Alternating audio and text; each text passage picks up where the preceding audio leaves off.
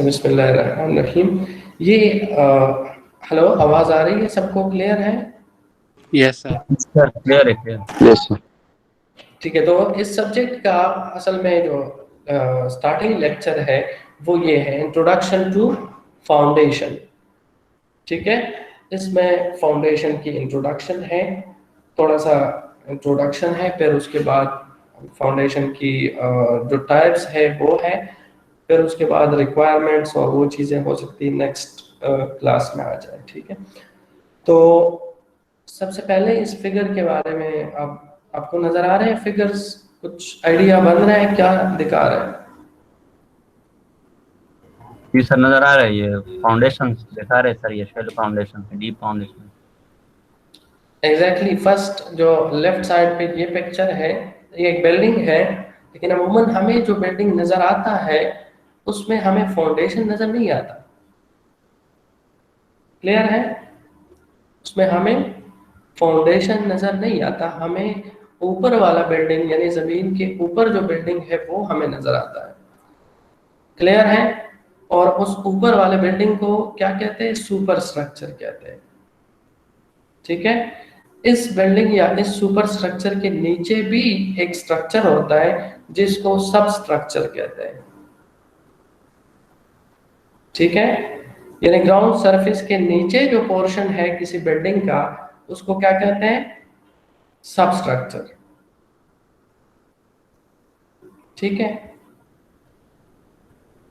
फिर सब स्ट्रक्चर में कुछ स्ट्रक्चर छोटे होते हैं, उनका लोड कम है, उस पर डिमांड कम है, तो उनके लिए छोटे फाउंडेशन, ज़्यादा डीप नहीं है तो उनको शैलो फाउंडेशन कहते हैं। ठीक है, कुछ स्ट्रक्चर की लोड ज़्यादा है और या नीचे जो सॉइल है वो वीक है, तो फिर उस कंडीशन में डीप फाउंडेशन पे जाते हैं, जिस तरह इस स्ट्रक्चर में आपको नज़र आ रहा है। ठीक है, ये डीप फाउंडेशन है जिसको हम पाइल्स, नॉर्मली पाइल कहते हैं। ठीक है, लेकिन जरूरी नहीं है कि सिर्फ पाइल ही डीप फाउंडेशन हो। जो हमारे नॉर्मल स्प्रिट फुटिंग है, जिस तरह ये है, आगे हम डिस्कस करेंगे। ठीक है, ये फुटिंग अगर ज्यादा डीप जाए तो उसको भी बालों का डीप फाउंडेशन कैटेगरी में डालते हैं। ठीक है, इसके लिए फिर मुख्तलिफ बुक्स में मुख्तलिफ कंडीशन है, यानी कुछ लोग कहते हैं कि बी और डी, यानी अमूमन क्या होता है, जो बी आप देखते हैं, आपको नजर आ रहे हैं ये बी? जी सर, आ रहे हैं। This is weight the weight of foundation. ठीक है, ये वेट ऑफ फाउंडेशन अमूमन शैलो फाउंडेशन में इस डी यानी डेप्थ ऑफ फाउंडेशन से ज्यादा होता है, यानी डी कम है और बी ज्यादा है। तो कुछ बुक कहते हैं, कुछ ऑथर्स कहते हैं कि अगर ये कंडीशन है कि B is greater than D और B is equal to D, तो उस फाउंडेशन को हम क्या कहेंगे? शैलो फाउंडेशन कहेंगे। ठीक है, क्लियर है? B is equal to D or B is greater than D, then the foundation will be called as shallow foundation. ठीक है, लेकिन बाज इसमें फिर थोड़ा और भी जाते हैं और वो कहते हैं कि नहीं, D बाय B जो रेशो है, D बाय B अगर दोनों इक्वल है तो इसका क्या रेशो होगा? D बाय B का सर 1 होगा, बस इक्वल में 1 होगा। ठीक है, D बाय B रेशो 1, वो कहते हैं कि अगर D बाय B रेशो 1 है या 1 से कम है तो फिर शैलो फाउंडेशन। फर्स्ट ये है। कुछ लोग कहते हैं कि नहीं, D बाय B रेशो अगर 2.5 है या 2.5 से कम है तो उसको हम शैलो फाउंडेशन में डालते हैं। ठीक है, कुछ लोग फिर इसमें और भी आगे जाते हैं, वो कहते हैं कि अगर D बाय B रेशो 4 तक है तो ये शैलो फाउंडेशन। समझ आ रही है? और फिर अगर D बाय B रेशो 4 से ज्यादा हुआ तो फिर वो डीप फाउंडेशन कहलाएगा। तो ये तीनों डिफिनेशंस एक्सेप्टेबल है और मौजूद है लिटरेचर में। ठीक है, ये वैसे जनरल बता रहा हूँ। ठीक है,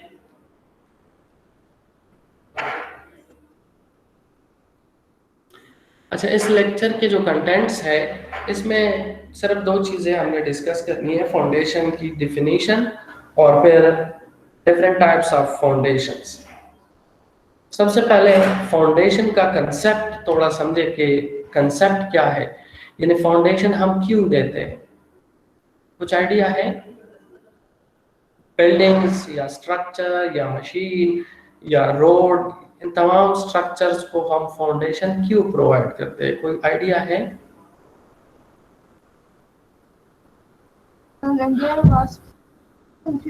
सर उसका जो लोड है वो प्रॉपरली उसको डिस्ट्रीब्यूट करने के लिए ताकि नीचे सॉइल में उसका यानी वो जो पूरा लोड है उसकी डिस्ट्रीब्यूशन सही हो सॉइल में। ठीक, सबसे पहले बिल्डिंग का जो लोड है, सबसे पहले लोड स्लेब पे आता है, ठीक है। फिर स्लेब से लोड ट्रांसफर होता है कहाँ पे? बीम की तरफ, फिर बीम से कॉलम, और फिर कॉलम फाउंडेशन को लोड ट्रांसफर करता है, और फाउंडेशन से फिर नीचे जाता है सॉइल की तरफ। तो सॉइल पे हम स्टे करते हैं। समझ आ रही है? तो अब आपको पता है जहां पे भी लोड अप्लाई होता है किसी भी स्ट्रक्चर पे, तो वहां पे क्या चीज क्रिएट होती है? स्ट्रेसेस पैदा होता है। स्ट्रेसेस, स्ट्रेस जानते हैं आप लोग? स्ट्रेस की डेफिनेशन जी किसी सर। को पता है? स्ट्रेस की डेफिनेशन जी किसी सर, को लोड पता है? जी एग्जैक्टली सर, लोड पर exactly. एरिया। इस तरह हम लिखते हैं ना, stress sigma is equal to F या P, P is for load divided bye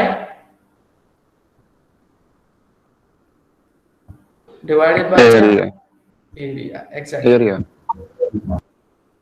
ठीक है। तो अब P क्या चीज है? P लोड है, बिल्डिंग का अपना लोड है, या जो बिल्डिंग में जो चीजें हैं, जो लोग हैं, या जो एनवायरनमेंट का लोड आ रहा है, ठीक है, वो सारे लोड इस P में आ गए। समझ आ रही है? क्लियर है? जी सर, यस सर। और A क्या चीज है? A असल में एरिया है जो बिल्डिंग और सॉइल का आपस में इंटरेक्ट हो रहा है, वो इंटरफेस है, वो जगह है जहां पे बिल्डिंग सॉइल के साथ टच कर रहा है, या जहां पे बिल्डिंग का लोडिंग कंपोनेंट सॉइल के साथ टच कर रहा है। समझ आ रही है? तो बिल्डिंग का फाइनल लोडिंग कंपोनेंट क्या है? कॉलम है। लेट सपोज फाउंडेशन नहीं है तो फिर क्या होगा? कॉलम होगा। समझ आ रही है? जी सर, आ रही है सर। ठीक है। अब आपको पता है कि हर चीज की एक स्ट्रेस लिमिट होती है। हर चीज पे जब हम लोड अप्लाई करते हैं तो वो कुछ हद तक लोड को बर्दाश्त कर सकता है, ठीक है। जब लोड इंक्रीज करते हैं तो एक लिमिट आ जाता है जिस पे वो चीज ब्रेक करेगा, टूटेगा। समझ आ रही है? तो अब जो कॉलम है, लेट सपोज फाउंडेशन नहीं है, कॉलम डायरेक्ट सॉइल के ऊपर है, तो इस पे लोड आएगा और लोड की वजह से स्ट्रेस बढ़ेगा। स्ट्रेस बढ़ेगा तो स्ट्रेस, सॉइल की भी एक स्ट्रेस लिमिट है। समझ आ रही है? और उस स्ट्रेस लिमिट को हम यहाँ पे जो टेक्निकल इंजीनियरिंग में क्या कहते हैं? बेयरिंग कैपेसिटी कहते हैं। Is that clear?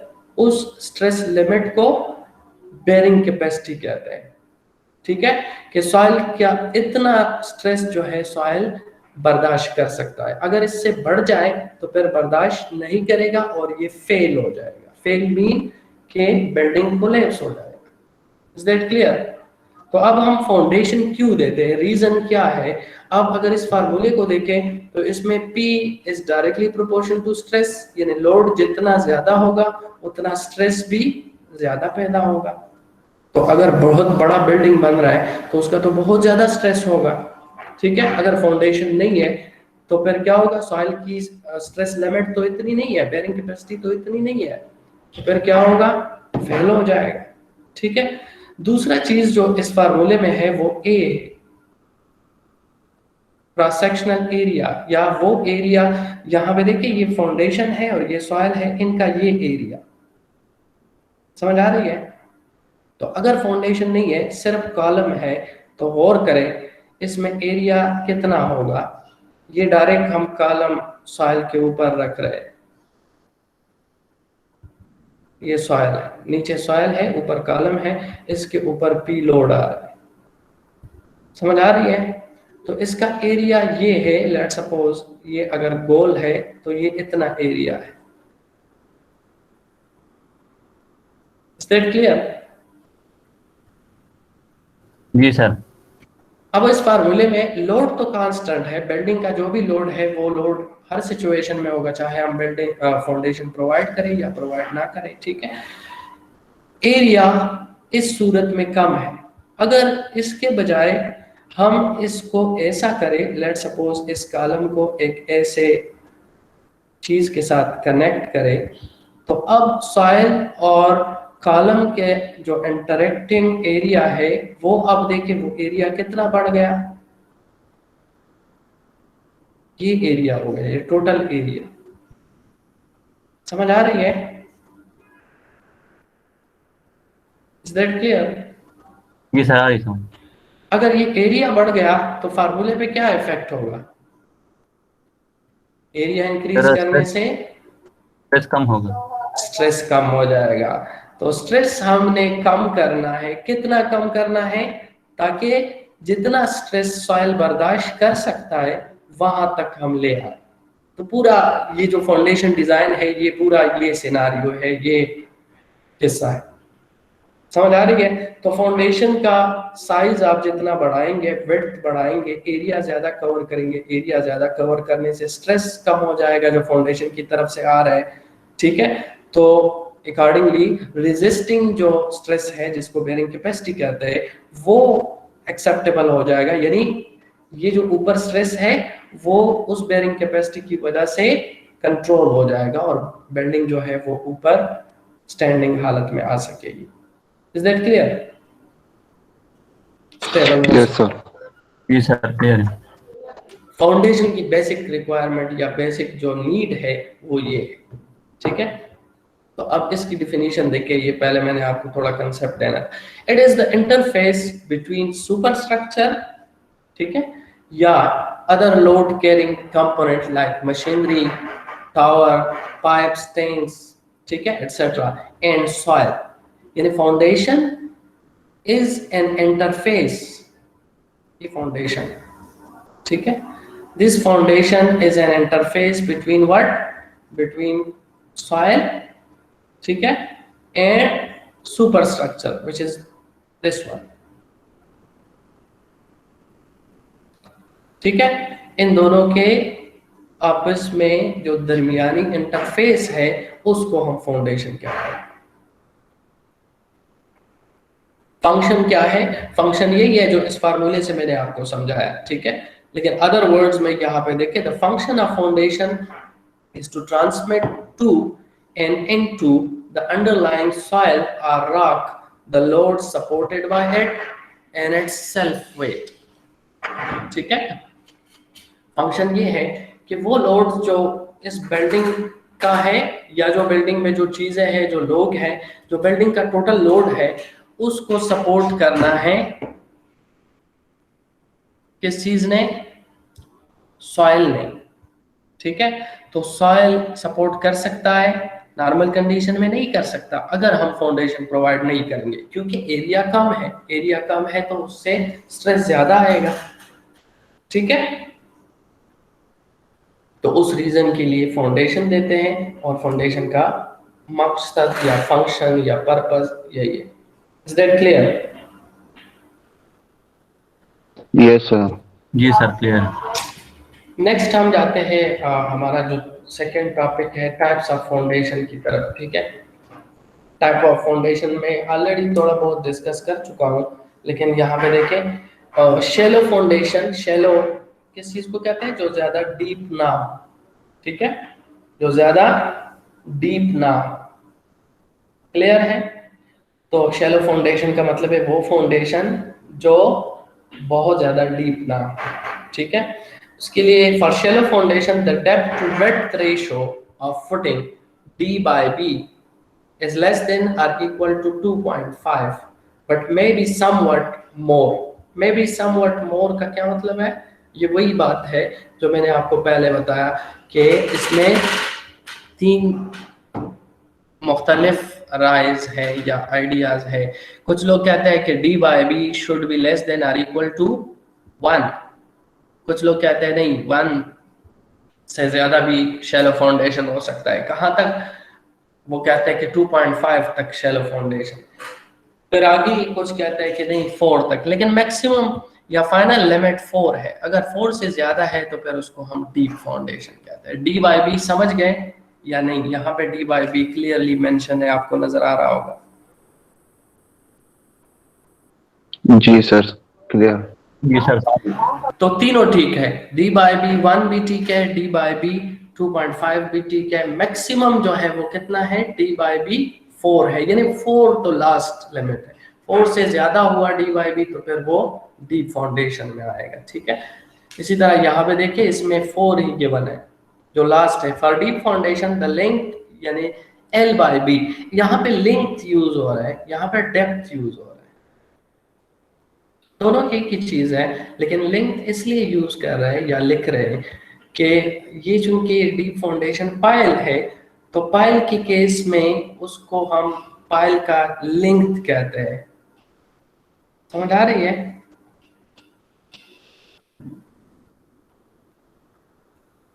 जी सर। उसको पायल का लिंक कहते हैं, तो इस वजह से एल बाई बी यूज हुआ है, ठीक है। अच्छा, the types of deep foundation will be explain letter in the 4th chapter, जिस तरह मैंने आपको पहले बताया। समझ गए? जी सर, समझ रहे हैं। सिंपलेस्ट जो है वो शैलो फाउंडेशन है, तो इस वजह से हम सिंपलेस्ट से शुरू करेंगे, शैलो फाउंडेशन से। तो अब हम आगे जाते हैं शैलो फाउंडेशन में, फिर मुख्तलिफ टाइप्स कौन कौन से हैं, ठीक है। यहाँ पे एक फ्लो चार्ट दिया है, इसमें आप देखिए सबसे पहले फाउंडेशन, फिर फाउंडेशन के इस तरफ पे शैलो फाउंडेशन और इस तरफ पे डीप फाउंडेशन। तो डीप फाउंडेशन और शैलो फाउंडेशन की यहाँ पे डिफिनीशन भी गिवन है। यहाँ वो सिंपलेस्ट डिफिनीशन है जो D by B equal to 1 वाली बात है। Its depth is equal to और less than its width. Clear है? यस जी sir. Sir. Deep foundation, its depth is equal to or greater than its width, ठीक है। लेकिन डीप फाउंडेशन फिलहाल छोड़ें, इसको हम बाद में डिस्कस करेंगे।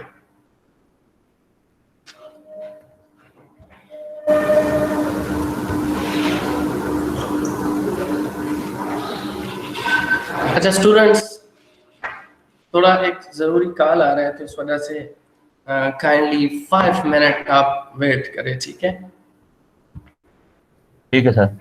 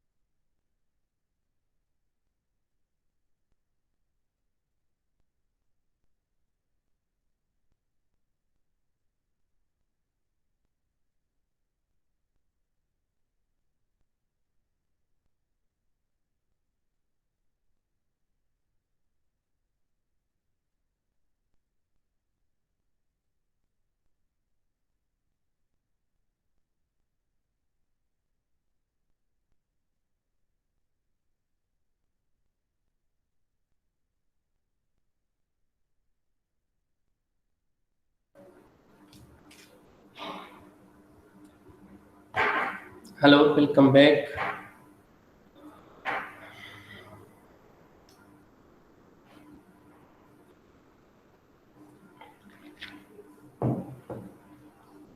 हेलो स्टूडेंट्स, सुन रहे हैं सारे?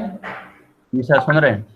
ठीक है, तो शैलो फाउंडेशन हम पढ़ेंगे, और शैलो फाउंडेशन में अगर हम देखें तो फर्दर इसमें 4 टाइप्स हैं। ठीक है, एक को कहते हैं स्प्रेड Yes, फुटिंग। sir. ठीक है, इसको बाज लोग आइसोलेटेड फुटिंग भी कहते हैं, बाज सिंगल फुटिंग भी कहते हैं। ठीक है, तो ये नाम याद रखें, इसमें कंफ्यूज नहीं होना है, स्प्रेड फुटिंग या सिंगल फुटिंग या आइसोलेटेड फुटिंग। ठीक है, दूसरा है कंबाइन फुटिंग, और तीसरा है स्ट्रेप फुटिंग, और चौथा है मेट या राफ्ट फाउंडेशन। और फिर फर्दर हर एक टाइप में ये फर्दर सब टाइप्स हो सकते हैं। जिस तरह स्प्रेड फुटिंग में सिंगल फुटिंग है, स्टेप फुटिंग है, स्लोप फुटिंग है, वॉल फुटिंग है, स्टेप वॉल फुटिंग है, ग्रिलेज फाउंडेशन है।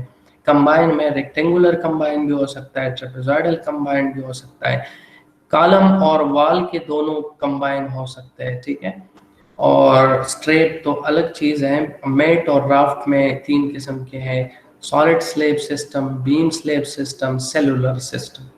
ठीक है, तो ये सारे हम यहाँ पे 1 बाय 1 देखेंगे, और इसको सिर्फ समझना है, सिर्फ देखना है। बाकी जो पर्पस है, जो मेन चीज़ है, वो आप ऑलरेडी समझ चुके हैं।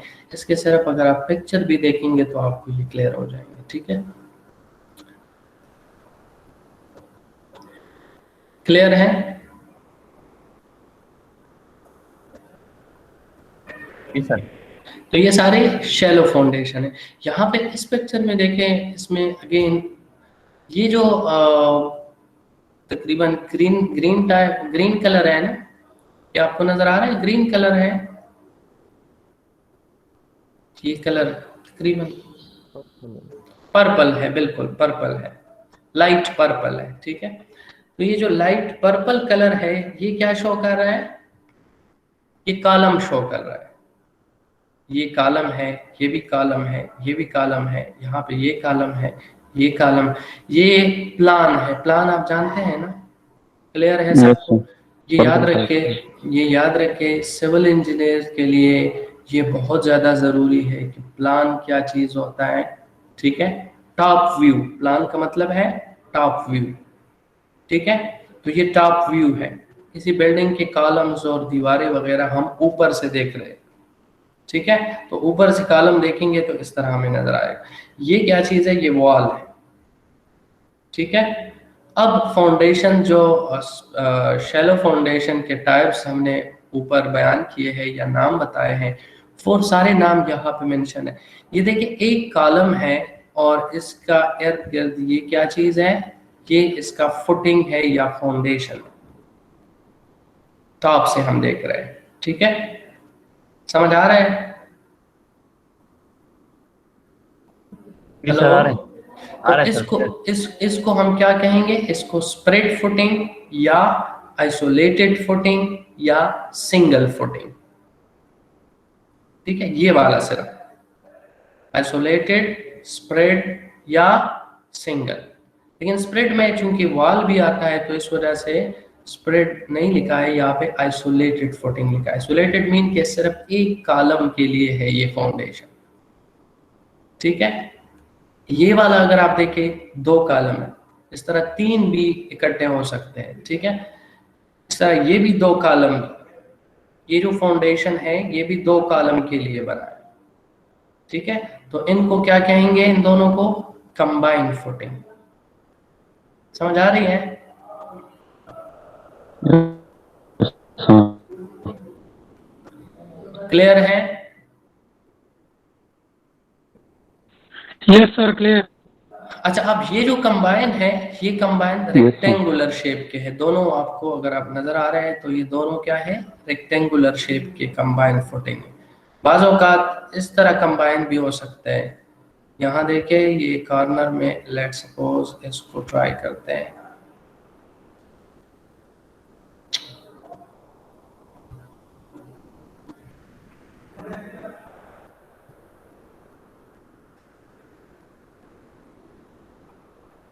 ये इस किस्म के कंबाइन, ये लाइन जरा स्ट्रेट नहीं आ सकता माउस के जरिए, ठीक है। इस किस्म का भी कंबाइन फुटिंग हो सकता है, आपको नजर आ रहा है। तो ये जो Yes, sir. कंबाइन होगा इसको फिर कंबाइन ट्रेपेजॉइडल फुटिंग कहते हैं, कंबाइन ट्रेपेजॉइडल। और ये जो अभी इस करंट में है ये वाला और ये वाला, ये दोनों कंबाइन रेक्टेंगुलर फुटिंग, ठीक है। ये वॉल फुटिंग, ये दीवार है और इसके दोनों साइड पे फुटिंग है, तो ये कौन सा फुटिंग है? वॉल फुटिंग है। और चूंकि ये लेंथ वाइज ज्यादा है और एक पट्टी की तरह है, तो इस वजह से इसको स्ट्रिप फुटिंग भी कहते हैं या कंटिन्यूअस फुटिंग भी कहते हैं, कंटिन्यू है। समझ आ रही है? Yes, ये sir. जो फुटिंग है इसको स्ट्रेट फुटिंग कहते हैं, स्ट्रेट फुटिंग। स्ट्रेट फुटिंग और आइसोलेटेड फुटिंग में फर्क सिर्फ इतना है कि ये भी दो आइसोलेटेड फुटिंग है, एक आइसोलेटेड फुटिंग ये है और दूसरा आइसोलेटेड फुटिंग ये है, लेकिन इन दोनों को एक बीम के जरिए कनेक्ट किया है। किस चीज के जरिए? बीम के जरिए। जब दो आइसोलेटेड फुटिंग को एक बीम के जरिए कनेक्ट करते हैं तो फिर उसको क्या कहते हैं? Straight footing. क्लियर है? Is that clear? Yes, sir. आगे जाते हैं। अब जो फर्स्ट टाइप है शैलो फाउंडेशन का। Sir, excuse me, जी sir. जी जी जी। सर इसमें स्ट्रेंथ के लिहाज से कौन सा पेयर होता है? स्ट्रेंथ की बातें बाद में आएगी ना, पहले आपने सिर्फ समझना है, देखना है। ये स्ट्रेंथ की बातें जो है ये बेयरिंग कैपेसिटी पे पर डिस्कस होंगी। समझ आ रही है? सबसे पहले एक ठीक है सर, thank एक you. रफ आइडिया ये है कि शैलो फाउंडेशन कम लोड्स या छोटे स्ट्रक्चर्स जिनमें लोड कम हो उनके लिए है। अगर ज्यादा लोड हो तो फिर हम किस चीज पे जाएंगे? डीप फाउंडेशन पे जाएंगे, ठीक। ज्यादा लोड हो या सॉइल की बेयरिंग कैपेसिटी बहुत कम हो यानी वीक सॉइल, ठीक है, तो फिर हम दूसरा ऑप्शन है डीप फाउंडेशन, उसकी तरफ जाएंगे, ठीक है। इसमें फिर कौन सा अच्छा, शैलो में फिर कौन सा ज्यादा अच्छा है और कौन सा अच्छा नहीं है, ठीक है। इसके लिए हम ये अभी डिस्कस कर रहे हैं, तो इससे अभी आपको आइडिया हो जाएगा, आगे हम जा रहे हैं, ठीक है। क्लियर है? Yes, sir.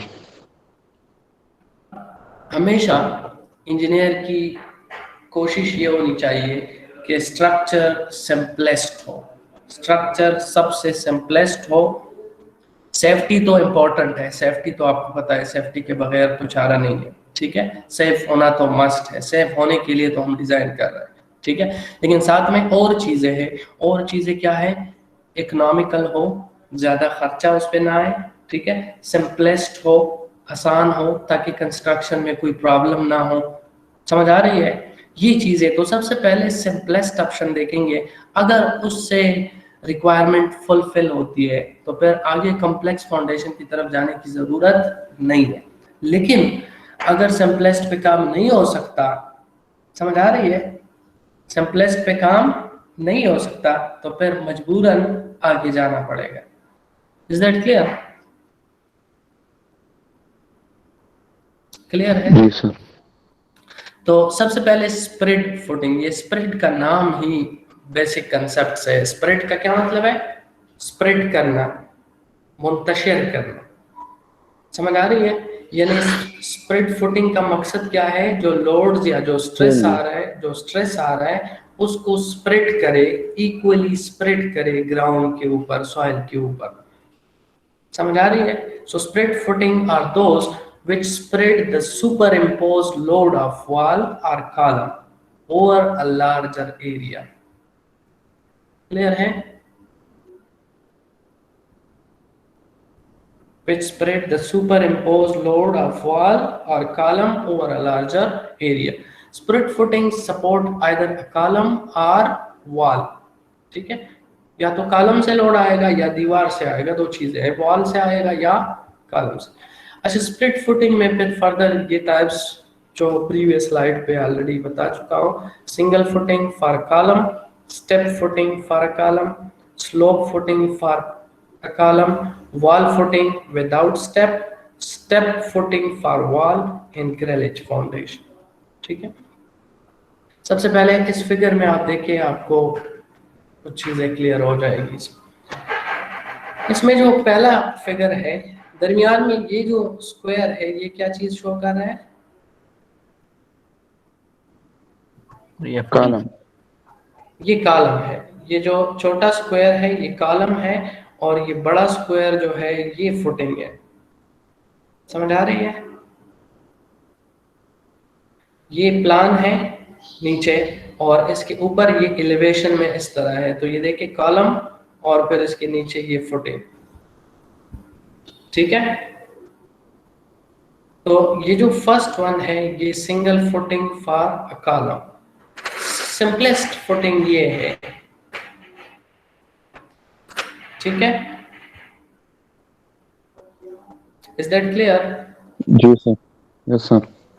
अच्छा, इसमें कुछ और चीजें भी होती है, सिर्फ ये नहीं है कि सॉइल, नीचे सॉइल है बस उसको देखना है। इस फाउंडेशन का जो अपना स्ट्रक्चर है, कंक्रीट या आरसीसी स्ट्रक्चर, इसका स्टेबिलिटी भी रिक्वायर्ड है। यानी इसका आपस में यहाँ पे बॉन्ड है, ये कॉलम है और ये फाउंडेशन है, आपस में बॉन्ड है, तो यहाँ पे भी स्ट्रेसेस प्रोड्यूस हो रहे हैं, उन स्ट्रेसेस को भी देखना है। ठीक है, अच्छा, ये जो फुटिंग है इसका ये चीज डेप्थ या क्या कहें उसको, इसको डेप्थ ही कहते हैं। नजर आ रहे हैं आप लोगों को? Yes sir. थिकनेस आप कह रहे हैं, ये जो थिकनेस है ये भी इम्पोर्टेंट है। अगर बहुत ज्यादा थिन देंगे तो लोड ज्यादा है और ये थिन है तो फिर क्या प्रॉब्लम होगा? टूट जाएगा। समझ आ रही है?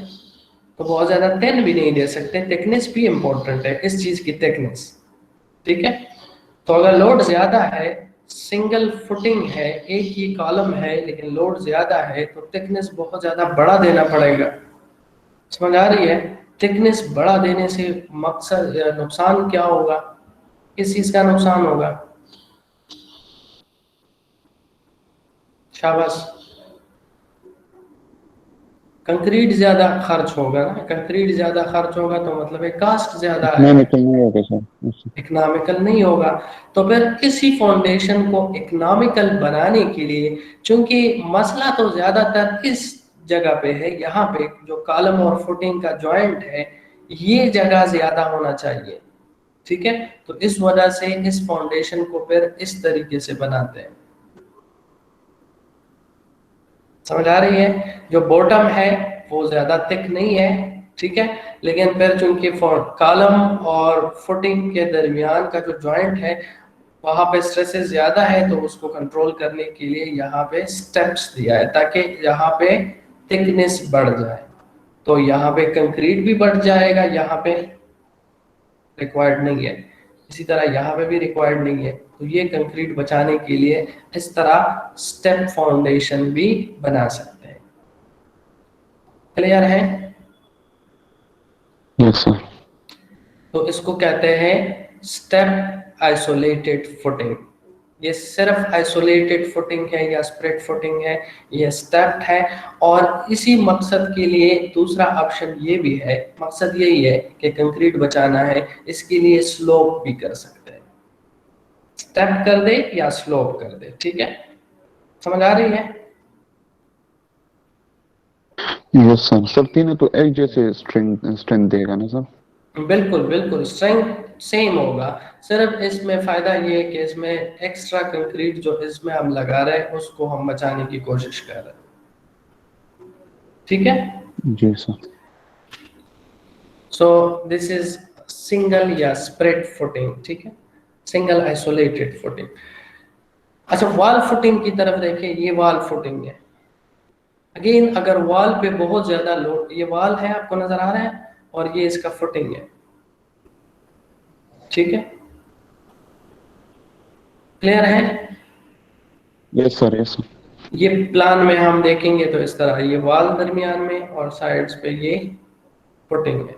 ठीक है, अगेन इसमें भी अगर उसी तरीके से जिस तरह कॉलम का फुटिंग था, अगर लोड ज्यादा है ऊपर से, ठीक है, तो ये जो स्लेब है, ये जो नीचे फुटिंग का स्लेब है, इसकी थिकनेस बहुत ज्यादा देना पड़ेगा, ठीक है।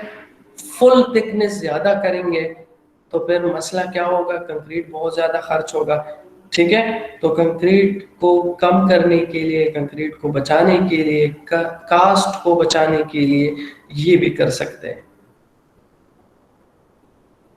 Is that clear? Yes, sir. So this is step footing for wall, ठीक है। अच्छा, शैलो फाउंडेशन में, जो शैलो फाउंडेशन में आपको बता रहा हूँ, शैलो फाउंडेशन में जो सबसे ज्यादा स्ट्रॉन्गेस्ट या सबसे ज्यादा लोड बियर करने वाला फाउंडेशन है वो है ग्रिलेज फाउंडेशन। समझ आ रहे हैं? ग्रिलेज फाउंडेशन यानी अगर आपका लोड ज्यादा है, स्ट्रक्चर का लोड है, या लेट्स सपोज ये ज्यादातर मशीन वगैरह के लिए प्रोवाइड करते हैं, जिस तरह हमारा यूटीएम मशीन है यहाँ पे, ठीक है, समझ आ रही है? जी सर, आ रही है। Yes, sir. तो उसके लिए क्या करते हैं, एक तो ये देखिए ये पूरा कंक्रीट है, ठीक है, और इस कंक्रीट में दो डायरेक्शन में, ये नीचे आपको नजर आ रहा है ये क्या चीज है, स्टील गर्डर है, नजर आ रहा है? जी सर, आ रहा है नजर। Yes, sir. sir. Steel girder इस डायरेक्शन में भी और इस डायरेक्शन में भी प्रोवाइड करते हैं, और फिर उसके ऊपर कॉलम या जो भी चीज है, जो लोडिंग कंपोनेंट है, वो फिर उस पर आ जाता है। कंक्रीट के अंदर ये स्टील गर्डर एम्बेड करते हैं, ठीक है। तो इस किस्म के फाउंडेशन को क्या कहते हैं, ग्रिलेज फाउंडेशन। ये याद रखें, शैलो फाउंडेशन में अगर आपका लोड बहुत ज्यादा है और आप डीप पे नहीं जा सकते, तो एक ऑप्शन ये भी है कि आप शैलो फाउंडेशन, ग्रिलेज फाउंडेशन लें, ठीक है।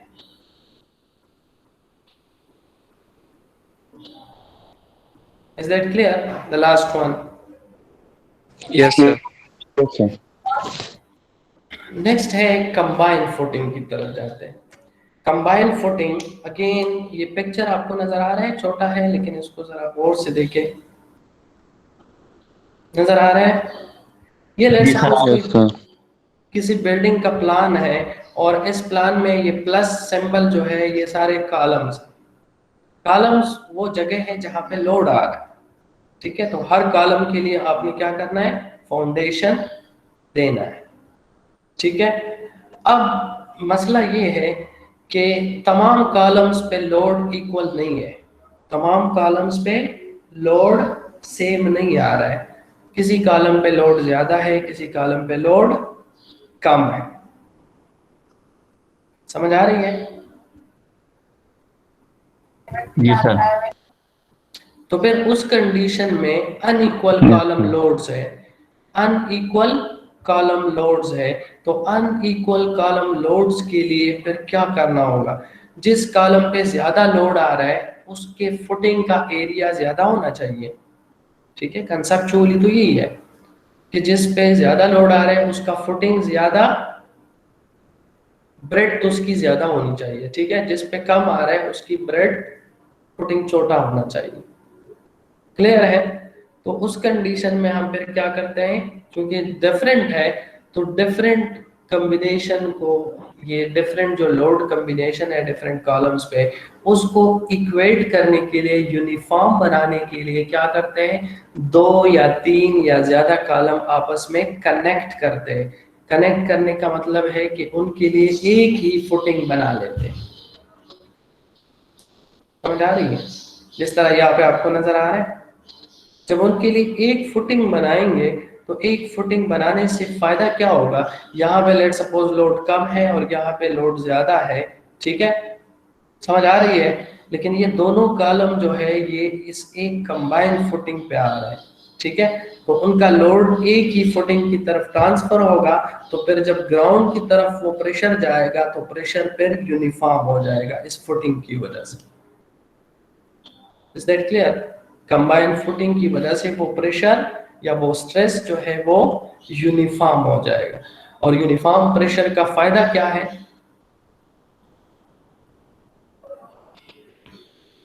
फायदा क्या है शाबाश? ये स्ट्रेस कम होगा। यूनिट कम नहीं सेटलमेंट नहीं होगी, सेटलमेंट नहीं होगी। डिफरेंशियल सेटलमेंट नहीं होगी, डिफरेंशियल। यहाँ देखिए, ये लेट सपोज कोई स्लेब है या कोई फुटिंग है, इस फुटिंग पे अगर इस जगह पे कॉलम है उसका लोड ज्यादा है, ठीक है, लोड और इक्वल डिस्ट्रीब्यूट होगा। और इस जगह पे कॉलम है, सॉरी ये अलग अलग फुटिंग है, एक नहीं है, ठीक है। ये एक P1 है और दूसरा P2 है। Let suppose P1 is greater then P2, समझ आ रही है। लेकिन अगर हम नीचे एक ही रिजिड स्ट्रक्चर बनाएंगे जिस तरह यहाँ पे है, तो फिर P1 और P2 तो डिफरेंट है, लेकिन इस स्ट्रक्चर की रिजिडिटी की वजह से नीचे जो प्रेशर ट्रांसफर हो रहा है वो प्रेशर यूनिफॉर्म होगा, सेम होगा। समझ आ रही है। इसके बरक्स अगर इस तरह है कि एक कॉलम P1 के लिए अलग है और दूसरा कॉलम P2 के लिए अलग है, और यहाँ पे लेट सपोज एक प्रेशर ज्यादा है दूसरा कम है, तो फिर प्रेशर क्या होगा, स्ट्रेस क्या करेगा, ये जहाँ पे ज्यादा है ये ज्यादा सेटल होगा, ठीक है, और ये कम सेटल होगा। तो ज्यादा सेटलमेंट की वजह से स्ट्रक्चर क्या हो जाएगा, डिस्टॉर्ट हो जाएगा। समझ आ रही है। इसका फिर प्रेशर इस तरह होगा। डिस्टॉर्ट का मतलब है कि स्ट्रक्चर में फिर क्रैक्स आएंगे और फेल भी हो सकता है अगर बहुत ज्यादा है।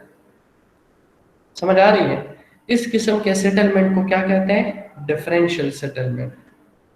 एक सेटलमेंट होती है कि पूरा बिल्डिंग लेट सपोज 1 इंच नीचे गया है, और से सुनिए, पूरा बिल्डिंग 1 इंच नीचे सेटल हुआ है। एक सेटलमेंट ये है। दूसरा सेटलमेंट ये है कि आपका एक एंड बिल्कुल सेटल नहीं हुआ और दूसरा एंड या दूसरा कॉर्नर बिल्डिंग का वो 1 इंच सेटल हुआ। तो दोनों में खतरनाक कौन सा है?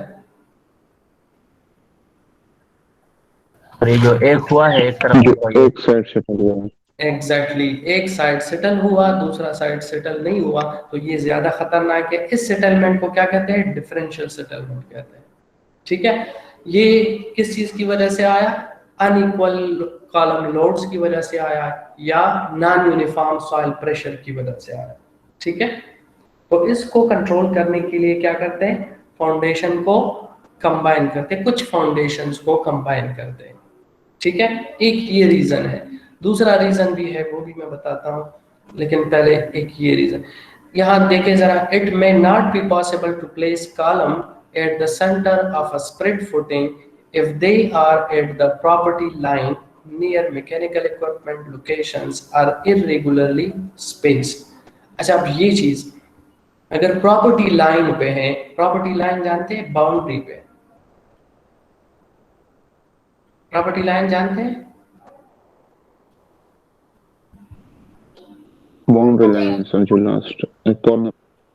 अगर लेट सपोज ये प्लॉट है पूरा, ठीक है, और इसमें एक कॉलम तो लेट सपोज यहाँ पे है, तो इस कॉलम के लिए तो फाउंडेशन हम इस तरह बना सकते हैं कि ये कॉलम एग्जैक्टली फाउंडेशन के सेंटर पे आएगा।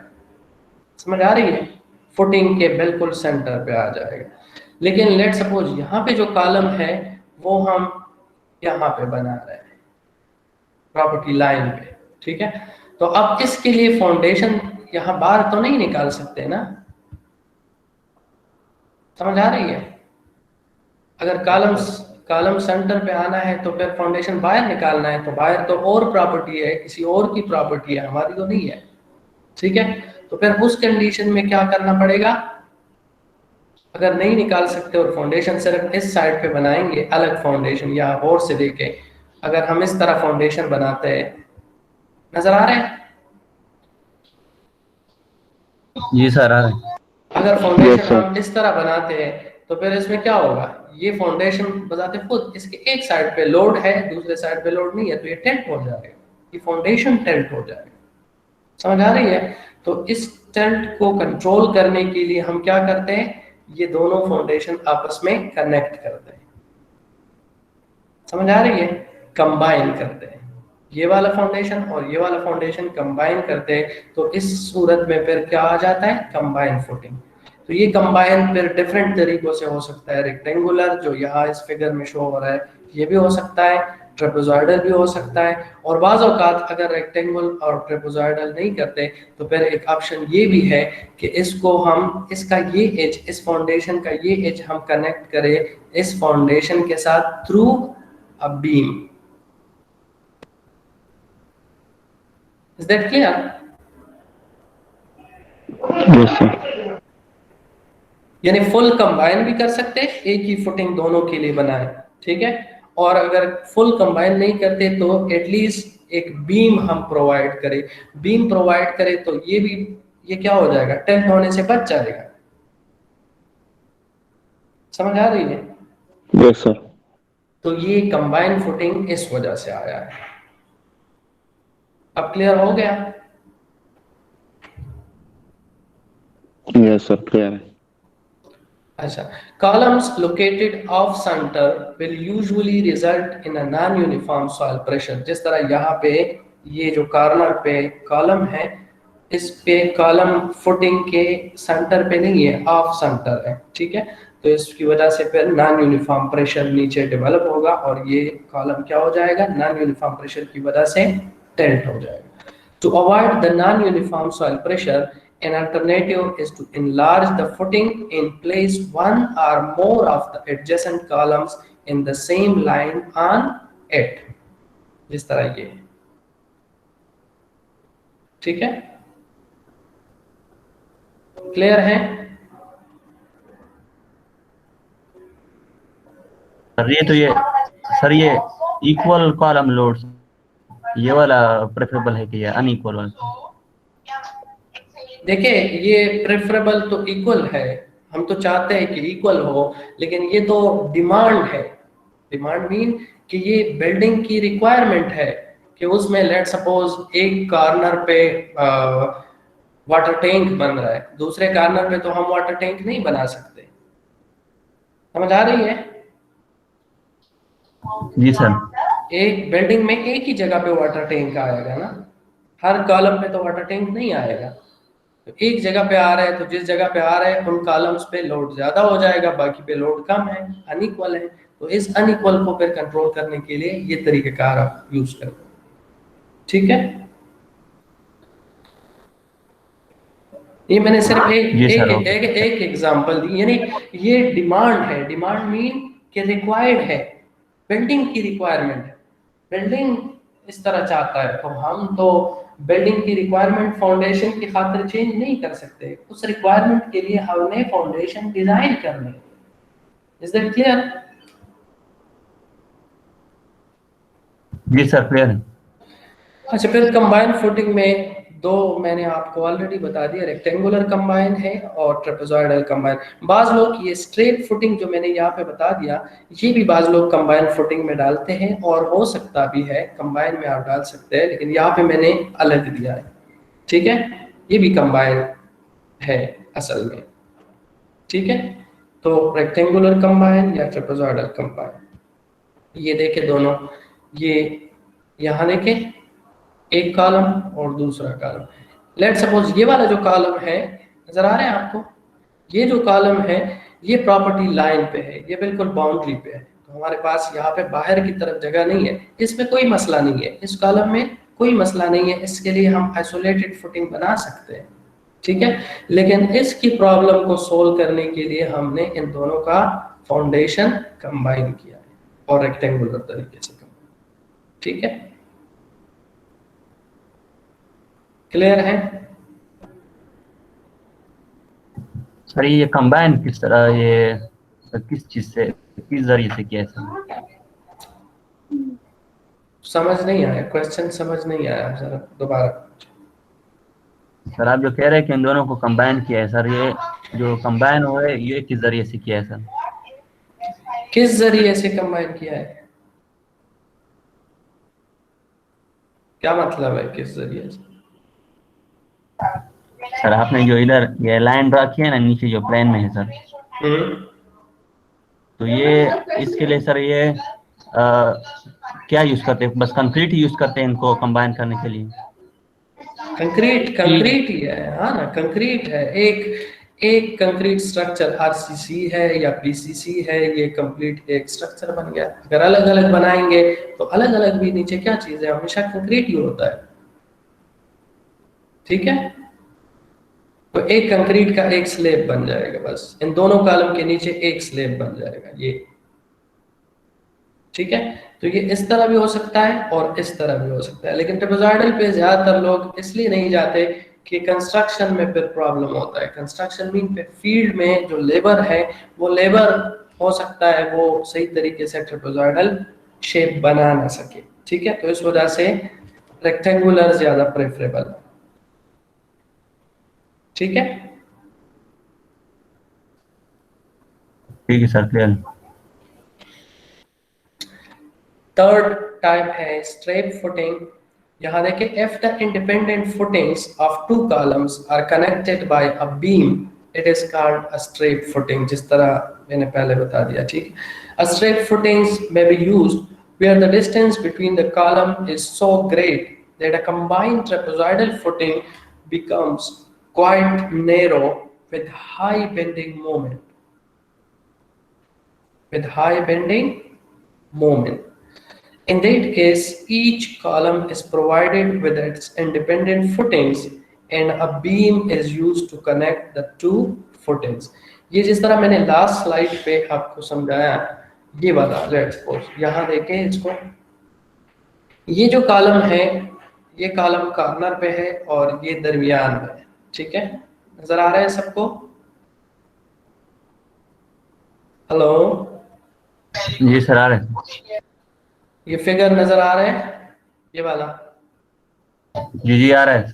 ये कॉलम प्रॉपर्टी लाइन पे है और ये इस साइड पे है। ठीक है, तो इसका एक सोल्यूशन यहाँ पे आपको पता है कि नॉन यूनिफॉर्म स्ट्रेसेस पैदा हो रहे हैं। ठीक है, सेंटर पे कॉलम नहीं है, तो नॉन यूनिफॉर्म स्ट्रेसेस को कंट्रोल करने के लिए एक तरीका तो ये है कि हम कंबाइंड फुटिंग यूज करें, रेक्टेंगुलर या ट्रेपेजॉइडल। ठीक है, लेकिन अगर ये दोनों कॉलम, इनके दरमियान जो डिस्टेंस है, अगर ये ज्यादा है, समझ आ रही है, अगर ये डिस्टेंस ज्यादा है तो फिर अगर हम कंबाइन करेंगे तो इकोनॉमिकल भी नहीं होगा। समझ आ रही है, इकोनॉमिकल भी नहीं होगा। प्लस इसमें एक और मसला ये भी है कि इस तरह बन जाएगा। अब ये क्या चीज है, ये आपने बीम एनालिसिस की है, बीम की एनालिसिस शियर स्ट्रेंथ और शियर स्ट्रेसेस और बेंडिंग मोमेंट, बीम इसी तरह होता है ना। ये बीम है, ऊपर एक लोड है, दूसरा लोड है। समझ आ रहा है? जी सर।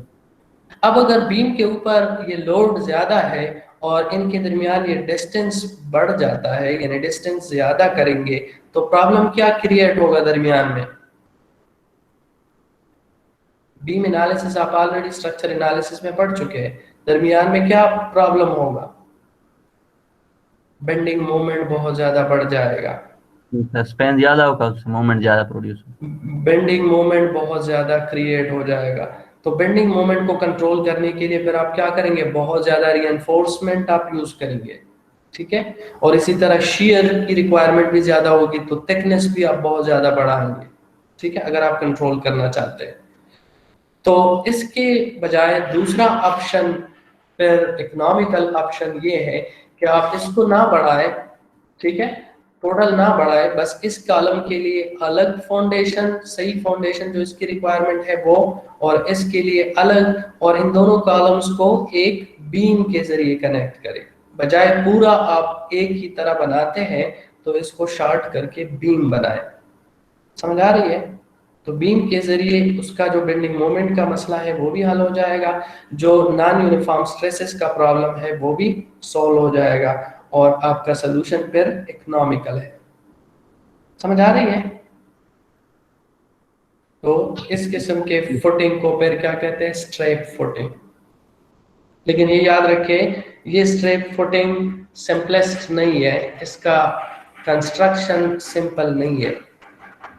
ठीक है, अगर आपके पास लेबर और कंस्ट्रक्शन टीम जो है वो एक्सपर्ट नहीं है, तो फिर भी आप स्ट्रेप फुटिंग अवॉइड करें, आप सिंपल कंबाइंड फुटिंग यूज करें। समझ आ रही है? क्लियर है? जी सर, क्लियर। जी ये सर। आपको नजर आ रहे हैं यहाँ पे ये सारे क्या है, ये देखिए एक फुटिंग है, ये दूसरा है, ये तीसरा है, ये सारे कनेक्टेड है बाय स्ट्रेप बीम। ठीक है,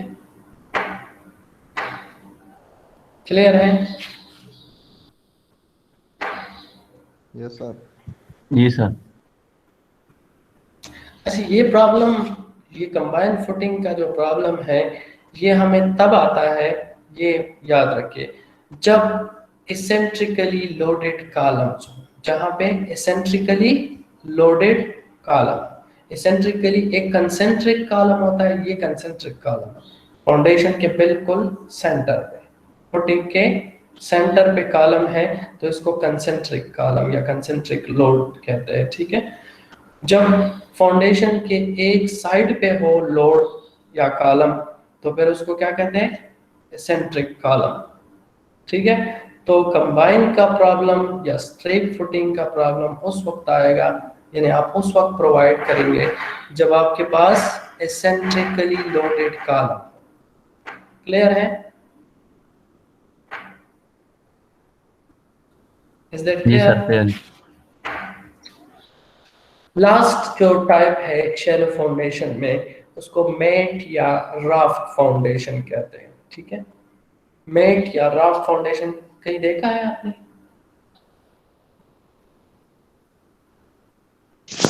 सर ये हमारी यूनिवर्सिटी के बाहर जो सामने बिल्डिंग है। एग्जैक्टली, आप लोग वहां विजिट कर चुके थे ना? विजिट तो नहीं किया लेकिन बस देखा है। अच्छा, कुछ स्टूडेंट्स गए थे यहाँ पे यूनिवर्सिटी से, तो इसको कहते हैं मेट या राफ्ट फाउंडेशन। ठीक है, ज्यादातर पेशावर में जो प्लाजाज बनते हैं, ठीक है, उन प्लाजाज में अक्सर ये मेट या राफ्ट फाउंडेशन। ठीक है, मेट और राफ्ट फाउंडेशन ये बिल्कुल स्लेब की तरह है, लेकिन स्लेब में एक रीइंफोर्समेंट होती है, एक मीन के उसमें वो जो क्या कहते हैं, जो जाल है रीइंफोर्समेंट की, वो एक ही होती है, नीचे वाला, ऊपर नहीं होता। समझ आ रही है? स्लेब की मैं बात कर रहा हूँ। स्लेब इस तरह है ना, ये लेट्स सपोज स्लेब है, ठीक है, तो इसमें रीइंफोर्समेंट सिर्फ नीचे रिक्वायर्ड होती है, यहाँ पे रीइंफोर्समेंट होती है। ठीक है, क्लियर है? नजर आ रहा है आप लोगों को? जी सर। स्लेब की मैं बात कर रहा हूँ। स्लेब में एक ही लेयर में रीइंफोर्समेंट होती है, सिर्फ नेगेटिव रीइंफोर्समेंट आप जानते हैं ना, नेगेटिव रीइंफोर्समेंट।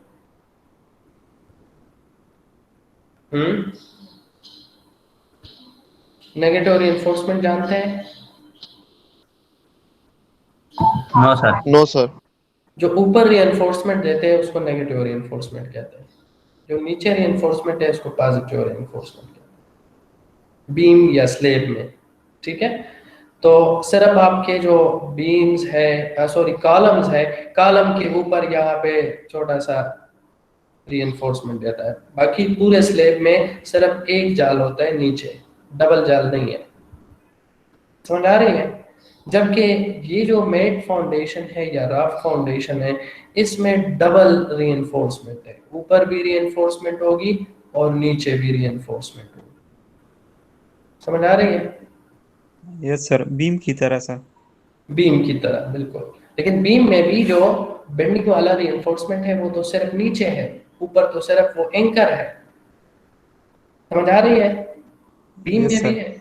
इम्पोर्टेंट बेंडिंग जो रीइंफोर्समेंट है वो तो नीचे है। ठीक है, लेकिन इसमें दोनों साइड पे इक्वल रीइंफोर्समेंट, डबल जाल जिसको कहते हैं, डबल जाल होता है। ठीक है, तो इस वजह से ये बहुत ज्यादा कास्टली है, लेकिन फिर भी ये कास्ट जो है ये डीप फाउंडेशन से फिर भी कम है। क्लियर है? Yes sir.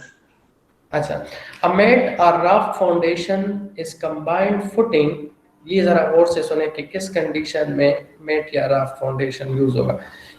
is combined footing that covers the entire area beneath the structure and supports all the walls and columns. When the allowable soil pressure is low, soil pressure mean bearing capacity, ठीक है। और the building loads are heavy, या bearing capacity कम है या जो building loads है वो बहुत ज्यादा है। The use of spread footings would cover more than half of the area and it may prove more economical to use mat or raft foundation. अब इसको समझने के लिए ये डायग्राम जरा देखें। लेट्स सपोज ये हमारा प्लान है, ठीक है, समझ आ रही है। अब इसमें डिफरेंट कॉलम है। लेट्स सपोज एक कॉलम यहाँ पे है, ठीक है, एक कॉलम यहाँ पे है, एक कॉलम यहाँ पे है, ठीक है। इसी तरह यहाँ पे कॉलम है, ये कॉलम है,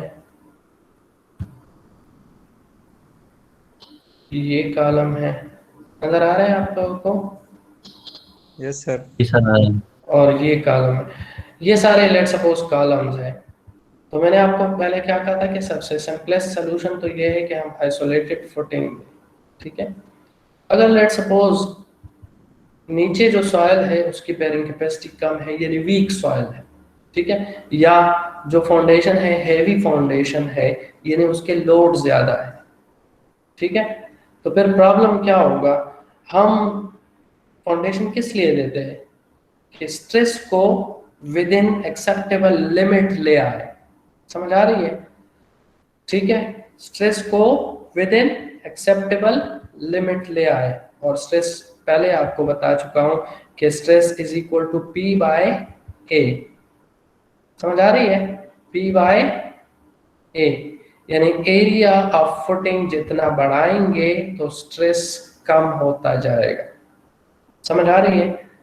तो अब स्ट्रेस बहुत ज्यादा है, लोड ज्यादा है, तो स्ट्रेस भी ज्यादा है इस स्ट्रक्चर के लिए, ठीक है। तो जब हमने कैलकुलेशन किया तो हर एक के लिए, हर एक कॉलम के लिए लेट सपोज इतना इतना फाउंडेशन आ रहा है।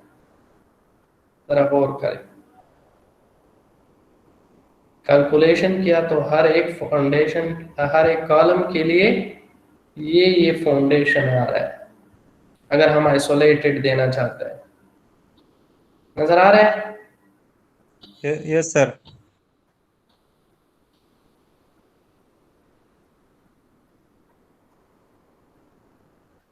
ये मैं वैसे रफ आपको आइडिया दे रहा हूँ, ठीक है, कि ये सर। फाउंडेशन अगर अलग अलग फाउंडेशन बनाएंगे तो इस तरह फाउंडेशन बन रहा है। तो अब इसमें देखिए, इस पूरे प्लाट में या पूरा एरिया जो है प्लान है, इसमें कवर्ड एरिया जो फाउंडेशन का है वो ज्यादा है या जो अनकवर्ड रह गया वो ज्यादा है? कवर्ड ज्यादा है सर। कवर्ड ज्यादा है। ये कहता है कि अगर हाफ एरिया से ज्यादा कवर्ड हो रहा है, यानी 50% से ज्यादा कवर्ड हो रहा है या ऑलमोस्ट 50% कवर हो रहा है, ठीक है, तो फिर इससे ज्यादा इकोनॉमिकल है कि आप पूरा कवर करें। समझ आ रही है? Yes sir. पूरा कवर करें, एक ही स्लेब बनाए। अलग अलग स्लेब बनाने में प्रॉब्लम क्या है? अलग अलग फ्रेमवर्क लगाना होगा, अलग अलग फिलिंग होगी। समझ आ रही है? अलग अलग रीइंफोर्समेंट, कटिंग, तो इस पे फिर खर्चा बढ़ता है। तो इस खर्चे को कंट्रोल करने के लिए फिर कहता है कि इससे अच्छा ये है कि कंप्लीट इसको फिल कर। समझ आ रही है? तो जब इसको कंप्लीट फिल करेंगे तो इसको फिर क्या कहते हैं? मैट या राफ्ट फाउंडेशन। समझ गए?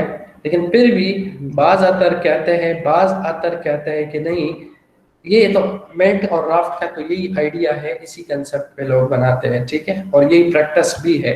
लेकिन अभी कुछ आतर्स कहते हैं कि नहीं, अगर हाफ से ज्यादा भी स्प्रेड फुटिंग से कवर हो रहा है फिर भी मैट का कास्ट बहुत ज्यादा है और स्प्रेड या आइसोलेटेड फुटिंग क्या है? इकोनॉमिकल है। समझ आ रही है? क्लियर है? लेकिन ठीक है, इकोनॉमिकल तो है, लेकिन इसकी जो स्ट्रेंथ है मैट की वो बहुत ज्यादा है।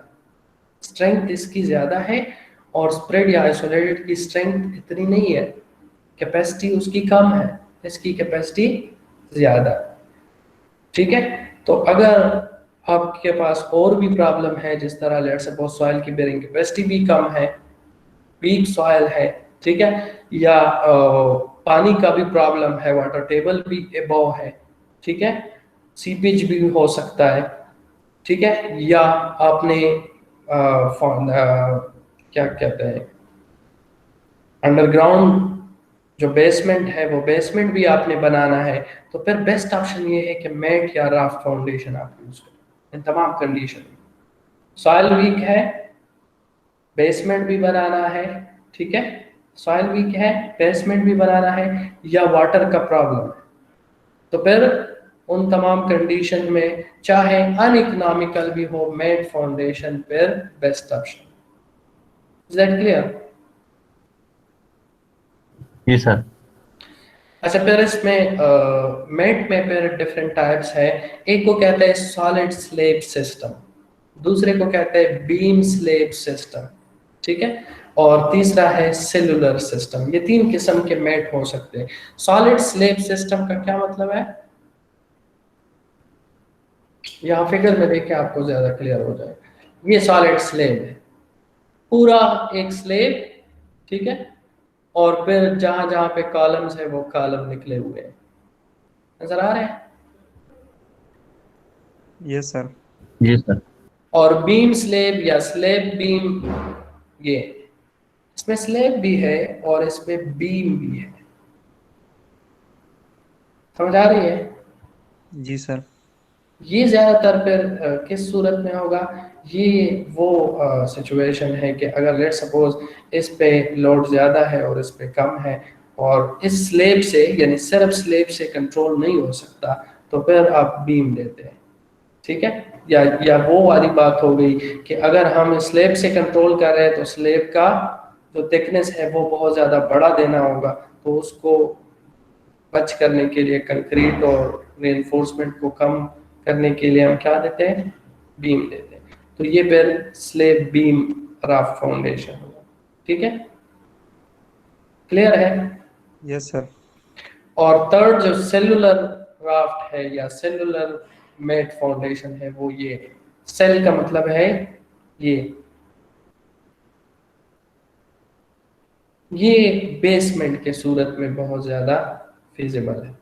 जब आप बेसमेंट बनाते हैं तो फिर उस केस में ये देखें, नीचे भी स्लेब है, और से देखें नीचे भी स्लेब है, ठीक है, ऊपर भी स्लेब है, ठीक है, और दीवारें जो है ये भी कंक्रीट की है। ये कंप्लीट एक सेल बन गया, ठीक है। इसको भी राफ्ट फाउंडेशन या मैट फाउंडेशन कहते हैं, और इसको सेलुलर मैट फाउंडेशन कहते हैं, ठीक है। Yes sir. ये उस सूरत में जब आप बेसमेंट बनाना चाहते हैं, ठीक है।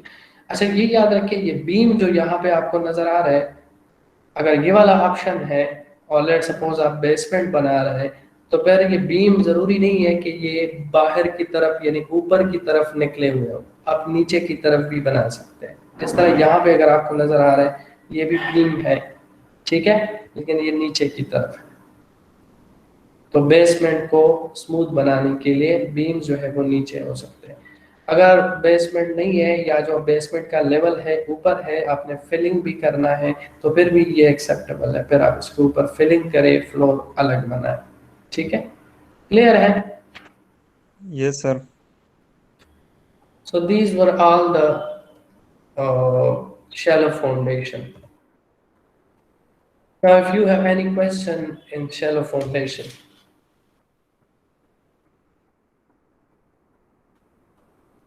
is there any question? Sir आजकल कॉमनली यूज ये राफ्ट ये फाउंडेशन यूज होते हैं। जी, ये राफ्ट फाउंडेशन आजकल ये कॉमनली यूज होता है सर।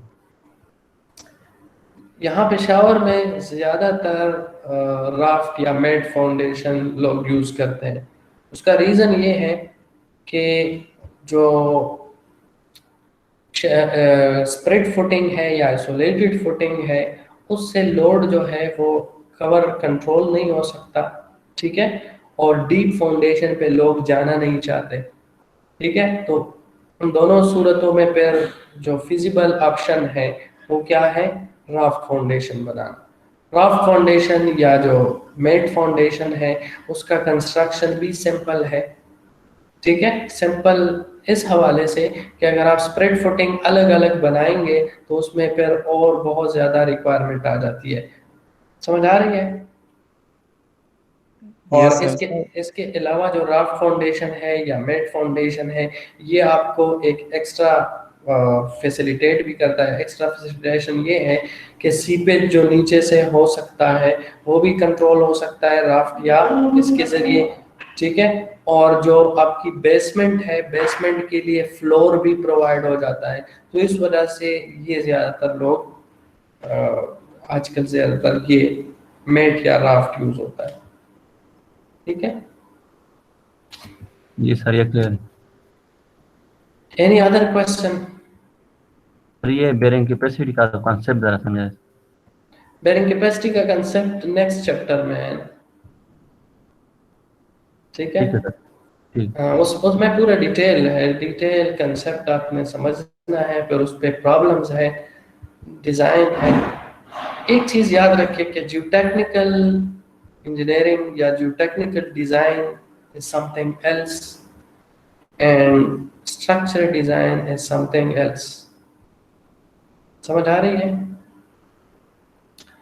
स्ट्रक्चर डिजाइन अलग चीज है और जो टेक्निकल डिजाइन अलग चीज है, ये याद रखें, ठीक है। जो टेक्निकल डिजाइन अगर कोई कहता है तो जो टेक्निकल डिजाइन का क्या मतलब है इसको जरा समझने की कोशिश करें। यानी जो फाउंडेशन की डिजाइन है। हेलो? जी सर। Yes sir. जो टेक्निकल डिजाइन से हमारा मतलब होता है अमूमन दो चीजें या तीन तीन ही कह दे, वो याद रखें। एक है जो टेक्निकल डिजाइन का मतलब है फाउंडेशन डिजाइन होगा ना। फाउंडेशन डिजाइन में एक फाउंडेशन का ये चीज, ये लेट सपोज फाउंडेशन है, ठीक है। इस पे लोड आ रहा है, लोड फाउंडेशन इंजीनियर या जो टेक्निकल इंजीनियर ने मालूम करने कि कितने लोड आ रहा है।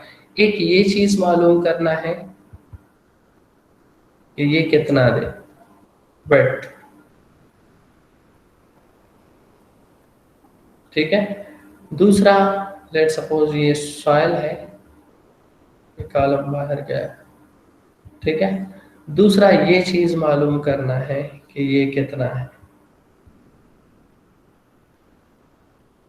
कितने डेप्थ पे फाउंडेशन प्रोवाइड करें और कितने विड्थ का फाउंडेशन है, ठीक है।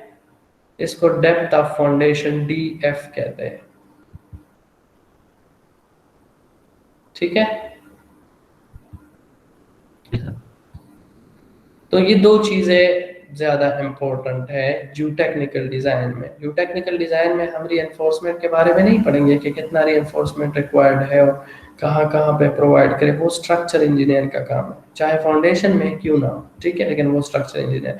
जो टेक्निकल डिजाइन का मतलब ये है सबसे पहले कौन सा फाउंडेशन प्रोवाइड करेंगे। शैलो हो सकता है, शैलो में फिर कौन सा टाइप, ठीक है। डीप है या शैलो है या डीप है या शैलो है लेकिन मॉडिफिकेशन ऑफ ग्राउंड या मॉडिफिकेशन ऑफ सॉइल के साथ, सॉइल इंप्रूव करना है, ठीक है। एक ये चीज। दूसरा, अच्छा जो भी फाउंडेशन है उसका डेप्थ कितना होगा और उसका विड्थ कितना होगा, ठीक है। और तीसरा उसका कंस्ट्रक्शन मेथड भी आप यानी जो टेक्निकल इंजीनियर बताएगा कि किस तरीके से वो कंस्ट्रक्ट करेगा फाउंडेशन। समझ आ रही है? Yes sir. इसको कहते हैं जो डिजाइन और जो टेक्निकल डिजाइन। समझ आ रही है?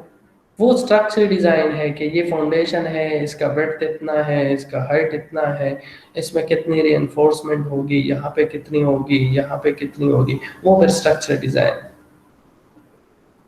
ठीक है। जी सर। Any other question?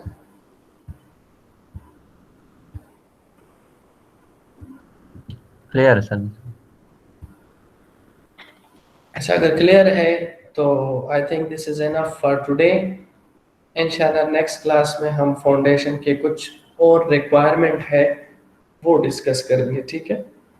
और फिर उसके बाद बेयरिंग कैपेसिटी वाले लेक्चर शुरू होंगे। सर ये जो कुछ फिगर्स है इस लेक्चर में, वो जो ऑलरेडी अपलोडेड लेक्चर है उसमें नहीं है सर। कौन सा फिगर उसमें नहीं है? सर एक ये जो अनइक्वल और इक्वल वाला है सर, एक सर ये ये वाला नहीं होगा, सर ये नहीं होगा, ठीक है? जी सर, वो दूसरा भी नहीं है जो अनइक्वल और इक्वल वाला जो है। अनइक्वल और इक्वल, चलिए मैं दोबारा अपलोड कर दूंगा, ठीक है? कोई इशू नहीं है। यही लेक्चर जो मैंने अभी आपको पढ़ा है ये दोबारा अपलोड कर दूंगा। इसके अलावा ये तो यहाँ पे मैंने डिटेल के साथ एक्सप्लेन नहीं किए, यानी आपको सिर्फ समझाया है, डिफरेंट टाइप्स आपको समझाए हैं। रिटन फॉर्म में यही चीज़ें जो हमने यहाँ पे डिस्कस किए हैं ये सिर्फ फिगर के जरिए मैंने आपको समझाया, ठीक है? ये रिटन फॉर्म में नोट्स या वर्ड या पीडीएफ फॉर्मेट में मैं अपलोड कर दूंगा हैंडआउट्स के नाम से, ठीक है? सर वो बुक्स भी अपलोड कर दी। बुक्स भी मैं देखता हूँ, फिर वो उसका लिंक मैं दे दूंगा, ठीक है?